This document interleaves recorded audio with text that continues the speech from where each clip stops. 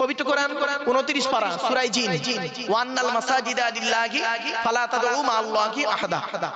আল্লাহ বলছেন মসজিদগুলি হলো আমার ঘর, আর আমি ছাড়া অন্য কারোর আরাধনা উপাসনা করবি না।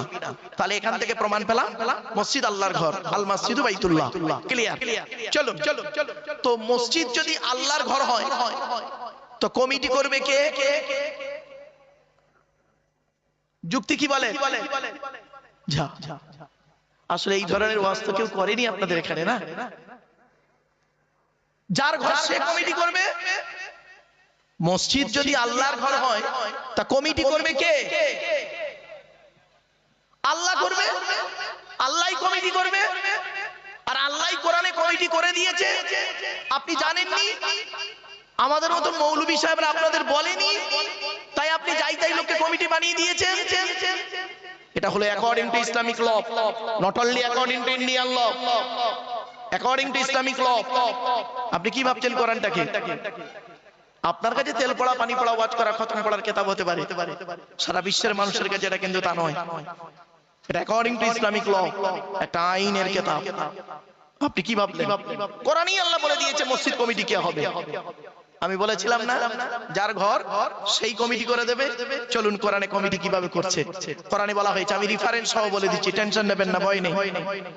10 নম্বর পারা, কত কত কত কত অন্তত এই রেফারেন্স গুলো মনে রাখবেন। 10 নম্বর পারা, 8 নম্বর পৃষ্ঠা, 9 নম্বর লাইন, সূরার নাম সূরা তাওবা, 18 নম্বর আয়াত। আল্লাহ বলছেন, ইন্নামা ইয়ামুরু মাসাজিদাল্লাহ মান আমানা বিল্লাহ ওয়াল ইয়াউমিল আখির ওয়া আকামাস সালাত ওয়া আতাজ যাকাত ওয়া লাম ইয়াখশা ইল্লাল্লাহ ফাআসা উলাইকা আন ইয়াকুনু মিনাল মুহতাদিন। বাস, এর বাংলা মানেটা কি শুনে নিন। আল্লাহ বলছেন মসজিদের দায়িত্ব তারাই নেবে, মসজিদের দায়িত্ব তারাই নেবে যাদের মধ্যে কমসে কম 5টা গুণ থাকবে।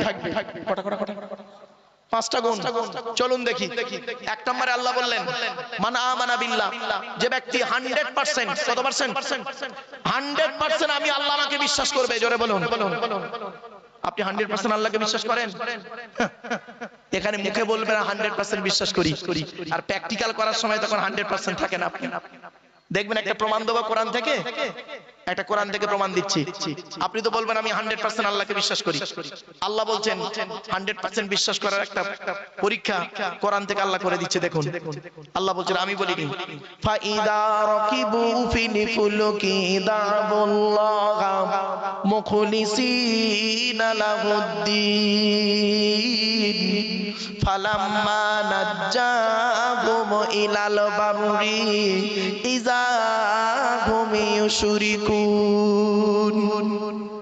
21 নম্বর পারা, 3 নম্বর পৃষ্ঠা, 3 নম্বর লাইন, সূরার নাম সূরা আনকাবুত।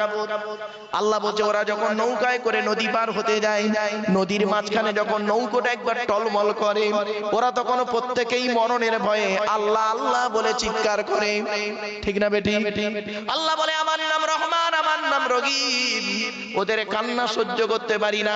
ফালাম্মা নাজ্জাহুম ইলাল বাররি, ফেরেশতার মাধ্যমে যখন ওদের ডাঙায় তুলে দিই, ওরা এত বড় মুনাফিক বদমাইশ, যেই ডাঙায় উঠে যায় ইযা হুম ইউশরিকুন, আমার সঙ্গে শিরক করে আর বলে মাঝি ভালো ছিল বলে বেঁচে গেছি, নইলে মরে যেত। হয়েছে? 100% বিশ্বাস কাকে বলে? আরো দলিল আছে, হাতে শর্ট টাইম বাপ, হাতে দলিল অনেক আছে, সোনার লোকের অভাব। যাই হোক,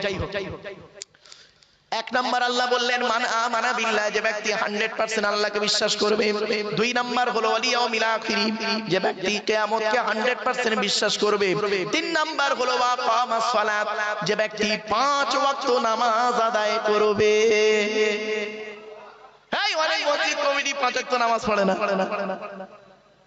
ও আপনাদের কাছে সভাপতি, কেশিয়ার কমিটি হতে পারে, আল্লাহর খাতায় নয়। আপনাদের খাতায় হতে পারে, আল্লাহর খাতায় নয়। চলুন 4 নাম্বার হলো ওয়া আতাজ যাকাত, যদি গরীব হয় যাকাত আদায় করতে হবে না, ধনী হলে যাকাত ফরজ হলে আদায় করতে হবে।